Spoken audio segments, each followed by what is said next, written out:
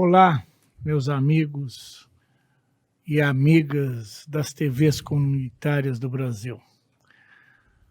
O jornalismo das TVs comunitárias não poderia se furtar ao assunto do momento.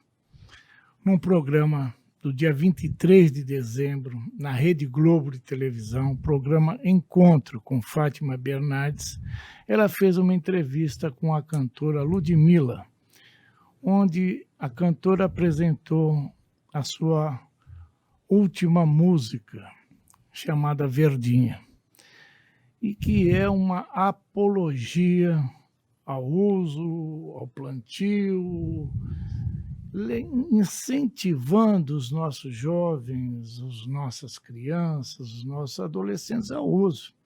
O programa é das 10h30, 11 horas da manhã, estamos em férias, no período de férias, em dezembro, e ela vem com isso daí, dizendo que será um novo hit do verão brasileiro. E ao nosso lado, estamos tendo a honra de receber o secretário nacional da Senapred, Dr. Quirino Cordeiro Filho. Médico, psiquiatra, estudioso do assunto, né? Tem feito uma programação fantástica à frente da secretaria, principalmente na prevenção. E é justamente isso que nós estamos trazendo para você. Doutor Quirino, e essa música? Olá, Miguel, como vai?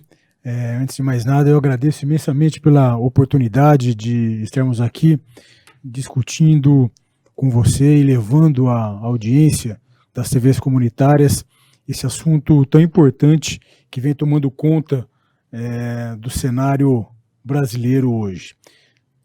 Recentemente, a cantora Ludmilla lançou a música chamada Verdinha. E nessa música, ela faz um incentivo claro ao plantio de maconha, venda da droga e também o uso dessa substância psicoativa. É uma questão grave, né? Porque nós, no Brasil, temos essas atividades como sendo proibidas no país. E é uma questão que é importante porque a letra da música traz claramente as mensagens de apologia a essas atividades relacionadas à maconha. Então, é a Lei 11.343, que ainda está em vigor, alguns artigos, diz claramente isso, não? Sim. É interessante porque a música, por exemplo, no que tange ao plantio, incentivo ao plantio, diz logo no início da música, né, que ela teria feito um pé lá no seu quintal, no que diz respeito à venda da droga. Que aparece lá no vídeo. Ela diz claramente, né, enfim, que estava vendendo a verdinha a R$1 a grama. Em relação ao uso, tem vários trechos da música que fazem menção ao uso da substância. Tem um momento, por exemplo, que ela diz claramente, né, fiquei loucona, chapadona, ou seja, se referindo aos efeitos, né, entorpecentes da droga. Em outro momento da música, ela diz claramente, vou tocar fogo em mais um só para não ficar maluca, ou seja, novamente faz uma menção direta ao uso da maconha. E no clipe da música, então, também vem outras situações, vem cenas que também são cenas de apologia, por exemplo, ao plantio. O clipe é gravado, boa parte do clipe é gravado dentro de uma estufa, né, enfim, cheio de maconha, enfim, cheio de plantas que fazem menção à droga. O tempo inteiro no clipe ela e outras pessoas estão fumando, né, enfim, fumando cigarro, fazendo menção clara ao uso de maconha. Além disso, é uma questão que é também bastante grave, que é uma glamorização de atividades criminosas relacionadas ao narcotráfico, como, por exemplo, em determinado momento do clipe, da música, a cantora pega uma pistola e lambe a pistola, beija a pistola. Em outra situação do clipe da música, ela ostenta o dinheiro, joga dinheiro para o alto, o dinheiro advindo da venda, né? da droga, ou seja, fazendo uma apologia ao narcotráfico. Ou seja, são situações extremamente graves e que a sociedade brasileira não pode tolerar. Ou seja, nós não teremos uma sociedade próspera, digna, uma sociedade para todos nós, com atitudes como essa, atitudes que fazem apologia ao uso de drogas, ao plantio, ao narcotráfico e a outras atividades criminosas relacionadas ao contexto das drogas. Então, essa é uma situação bastante grave e que toda a sociedade brasileira precisa ficar atento e fazer frente a isso.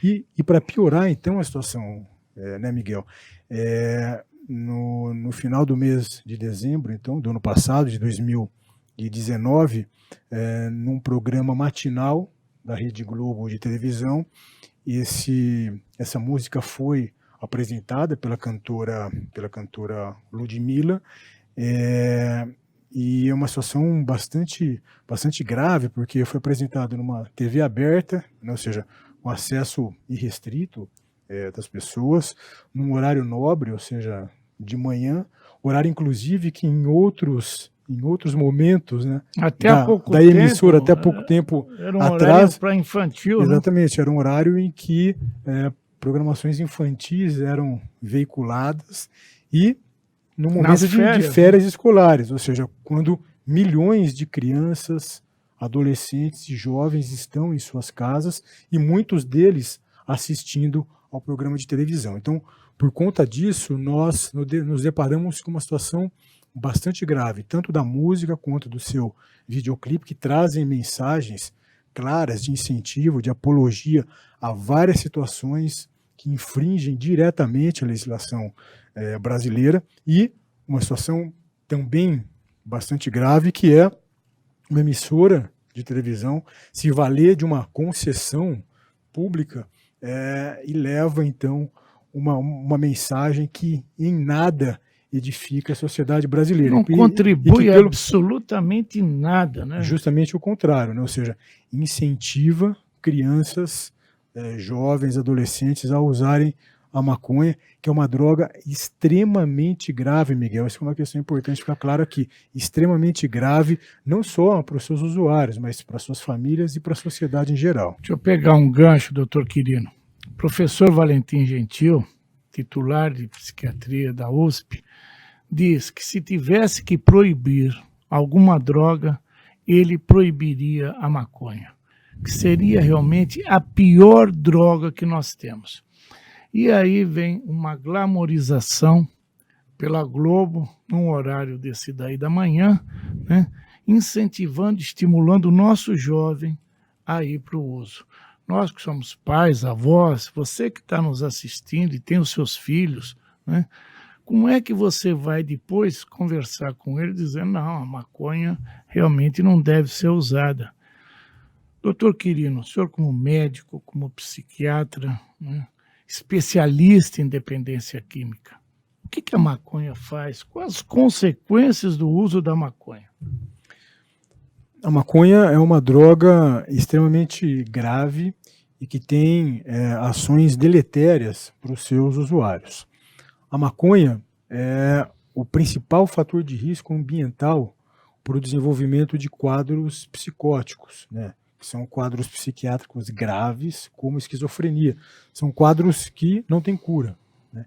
E uma vez o indivíduo passando a apresentar esse tipo de quadro, ele apresentará essa doença que é extremamente incapacitante para o resto das suas vidas. Essa é uma questão grave e que acomete cada vez mais jovens que fazem uso da maconha. Essa é uma questão que é pacificada na literatura médica internacional, a maconha como fator de risco importante para o desenvolvimento de quadros psicóticos, que novamente são quadros psiquiátricos graves, incapacitantes e que acometem pessoas que fazem uso de maconha. Diminui o QI também? Uma outra situação que acontece com usuários de maconha é uma diminuição do coeficiente de inteligência. Existem estudos mostrando que pessoas que fazem uso de maconha têm um coeficiente de inteligência menor do que aquelas pessoas que não fazem uso da droga. Isso é importante você ouvir o professor Quirino dizer, porque é pesquisa, isso não é achômetro, não é achismo, que nem se fala da maconha medicinal. Aqui é pesquisa. Continuando, doutor. Tem uma outra situação, né, Miguel, que acho que é importante também esclarecer aqui para os telespectadores em relação ao desenvolvimento de quadros psicóticos, como a esquizofrenia, relacionado ao uso da maconha, é que existe um efeito cumulativo, ou seja, quanto mais droga, quanto mais maconha é utilizado ao longo da vida, maior a chance da pessoa apresentar quadros psicóticos.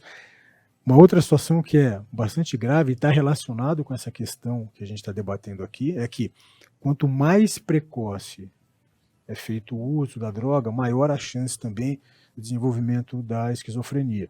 Ou seja, então, quando nós temos uma mensagem que é levada para a população, que é levada para as crianças, para os adolescentes, para os jovens, ou seja, são pessoas que estão numa situação de vulnerabilidade. Quando você coloca para essa pessoa que usar maconha pode ser uma coisa bacana, legal, quando você banaliza, né, enfim, o uso dessa droga... É o termo correto, né? Banaliza. Quando você banaliza o uso dessa substância, você acaba diminuindo a percepção de risco, ou seja, as pessoas, especialmente as mais jovens, elas acabam, então, percebendo de maneira equivocada que usar maconha talvez não seja um problema tão grave. E, infelizmente, isso vem acontecendo no Brasil.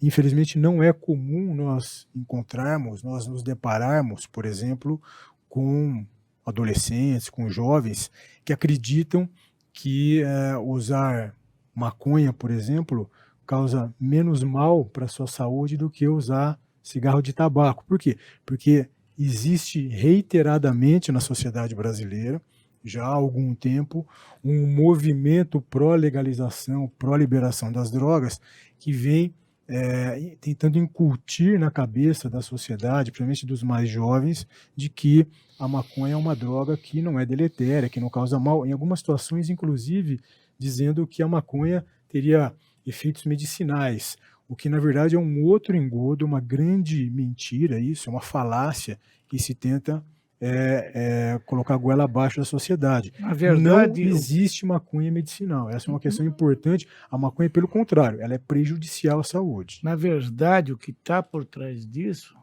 é o poder econômico, o poder financeiro, né? Porque nós estamos vendo o Colorado, né? Em 2017, o faturamento com a venda dos produtos derivados da maconha, bolo, refrigerante, chocolate, foi de 7 bilhões de dólares. E a expectativa é que para 2022 chegue a 10 bilhões de dólares. Isso é que está por trás, não é, doutor Quirino? Sim. Ainda só para a gente colocar mais alguns dados daquilo que a gente tinha conversado, que eu acho que é importante aqui para o nosso debate. Portugal, que legalizou o uso da maconha nos últimos anos, Portugal vem enfrentando um aumento importante no número de hospitalizações psiquiátricas na sua população pelo aparecimento de transtornos psicóticos. Nos últimos 15 anos, em Portugal, houve aumento de 30 vezes, ou seja, aumento de 30 vezes é uma coisa que é muito séria numa sociedade. Então, houve um aumento de 30 vezes o número de hospitalizações psiquiátricas devido a transtornos psicóticos. Então, essa é uma questão que é importante, porque a sociedade brasileira precisa pensar, é isso que nós queríamos para a nossa sociedade? É isso que nós queríamos para as nossas famílias, para os nossos filhos? Então, essa é uma questão importante. Uma outra situação também tem uma outra questão que eu também queria trazer aqui, é que a maconha, a gente está falando maconha como fator de risco para o transtorno psicótico, é um quadro grave, mas maconha também é um fator de risco para quadros depressivos, né? É fator de risco para transtornos ansiosos, fator de risco para evasão escolar, ou seja, crianças e adolescentes que fazem uso de maconha, elas apresentam uma situação de evasão escolar maior do que aqueles adolescentes e crianças que não fazem uso da substância. É um fator de risco importante também para o suicídio entre adolescentes. Nós temos tido no Brasil um aumento importante das taxas de suicídio, e se nós continuarmos com esse tipo de situação, né, de maneira irresponsável, levando informação para as pessoas que banalizam o uso das drogas, que glamorizam o uso das drogas, infelizmente a tendência é que essa situação acabe piorando. No que diz respeito ao lobby que você estava comentando, né, Miguel? O Brasil já faz algum tempo, o Brasil tem enfrentado uma situação importante de um lobby favorável à liberação das drogas no país, especialmente para a liberação da maconha. Historicamente, existem grupos que defendem a liberação das drogas no país, em geral, grupos que são compostos por usuários dessas drogas e que reivindicam, né, enfim, a possibilidade, então, de usar a substância, que essas substâncias sejam legalizadas, em que pese todos os problemas que o uso da substância pode causar para os seus usuários e para a sociedade como um todo. Mas esse era um lobby, enfim, que existia no país, mas que, na verdade, foi fortalecido em muito mais recentemente por um lobby que está relacionado diretamente com interesses financeiros. Nós vemos enfrentando nos últimos tempos lobby organizado de empresas, né, empresas nacionais e internacionais que reivindicam a liberação da maconha para que as empresas possam explorar o mercado da cannabis no Brasil, e com puro interesse financeiro. Não querem nem saber se problemas sociais, familiares vão acontecer pelo uso da droga. Né? Essas empresas, esses grupos financeiros só querem saber dos lucros que vão oferir com a venda das drogas. E uma situação importante, porque esse lobby tem estado presente em várias esferas da sociedade. Só para a gente entender essa situação, no ano passado, 2019, eu participei de várias audiências públicas no Congresso Nacional, na Câmara dos Deputados, no Senado Federal, e acabei me deparando com situações que eu considero bastante graves. Então, por exemplo, eu dividi mesa em assembleia, em audiências públicas no Congresso Nacional, com representantes da indústria da maconha, ou seja, da indústria que quer liberar as drogas no Brasil e que atuam no Congresso com um lobby forte para implementar então a liberação das drogas no Brasil. Participei no Senado Federal de uma audiência pública que também me incomodou extremamente, quando, por exemplo, eu me deparei com parlamentares que têm uma história de militância e de posicionamentos políticos mais conservadores, se colocando de maneira favorável à liberação das drogas, em especial da maconha. Eu não consigo imaginar essa situação sem ser resultado de um lobby financeiro forte que está acometendo o Congresso Nacional. Nós também recentemente vivemos uma situação no Brasil na qual a Anvisa, que é a agência que regulamenta o uso de medicamentos no Brasil, por exemplo, queria liberar o plantio de maconha no país, uma situação que levaria ao caos, ao aumento do uso dessa substância, enfim, que nós conseguimos barrar. O governo federal teve uma ação importante para barrar o plantio de maconha no Brasil. Então, nós estamos vivendo no país um lobby muito forte, ou seja, são empresas que têm buscado atuar pela liberação das drogas. Eu, por exemplo, participei de reunião no Ministério da Saúde ano passado, representando o Ministério da Cidadania, que é onde fica a nossa secretaria, lá no governo federal. Participei de reunião com uma empresa canadense que estava querendo vir para o Brasil explorar o mercado da maconha. E, novamente, sem o menor interesse em questões de saúde pública, de segurança pública, basicamente com o interesse de explorar o mercado aqui, levando situações graves à nossa sociedade. Você tocou agora num outro ponto importante, né? O que está acontecendo nesses países? Nós temos os números que liberaram, né, a maconha e outras drogas, né? O que está ocorrendo no âmbito policial, no âmbito de roubo, assalto? O que está acontecendo na criminalidade? O Uruguai, por exemplo, né, que é um nosso vizinho e que também legalizou o uso da maconha, no primeiro semestre do ano de 2018, enfrentou um aumento das taxas de homicídio de 66%. Ou seja, É isso que nós queremos para o nosso o país? homicídio tem aumentado de maneira importante no Uruguai. Tem aumentado também. Repete. No primeiro semestre de 2018, houve um aumento de 66% das taxas de homicídio. 66%. Essa é uma questão grave. Outra situação é que houve um aumento também do narcotráfico, não só do narcotráfico de maconha, mas também de outras drogas no Uruguai. Aliás, nunca prenderam tantas drogas no Uruguai como agora, né? Houve também aumento de roubo, de furtos a domicílios. Era um país tranquilo, o Uruguai. Viu? Agora, você podia ir nas praças de terno, passear, hoje não dá mais. Se nós pegarmos, por exemplo, os Estados americanos, que também vêm liberando as drogas nessa área de segurança pública, no estado do Colorado houve também um aumento importante da criminalidade por conta também da liberação da maconha. Nós temos tido problemas importantes na área de segurança pública por conta da liberação das substâncias.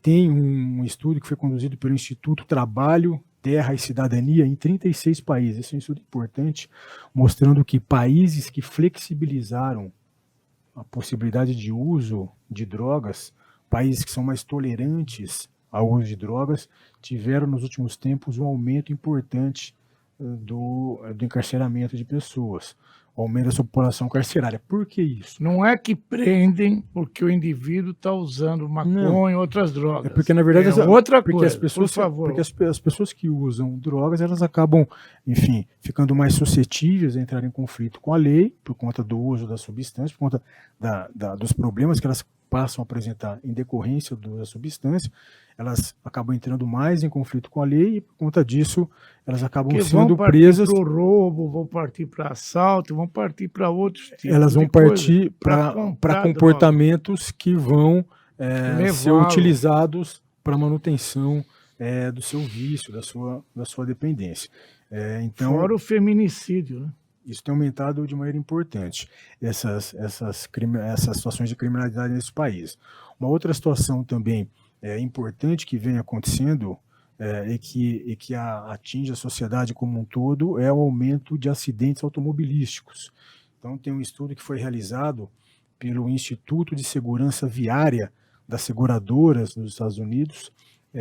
Essa entidade fez um estudo importante em alguns estados americanos, como Colorado, Nevada, Oregon, Washington, ou seja, são estados americanos que liberaram o uso da maconha, em que houve aumento importante também dos acidentes automobilísticos relacionados ao uso das drogas. Ou seja, então é importante que nós nos atentemos para esses efeitos indesejáveis da liberação das drogas, em especial da maconha, para que o Brasil se proteja, para que a sociedade brasileira não entre também por esse caminho, que é um caminho de destruição familiar e social.